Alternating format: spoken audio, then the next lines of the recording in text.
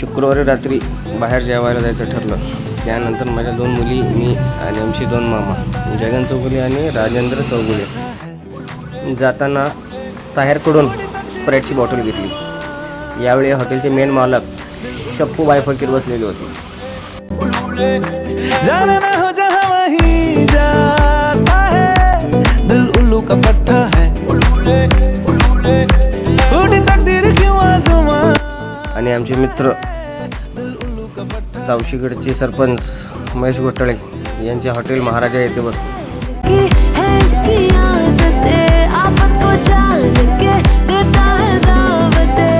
थंडीमध्ये गरम गरम एक नंबर जेवण आणून त्याने दिले.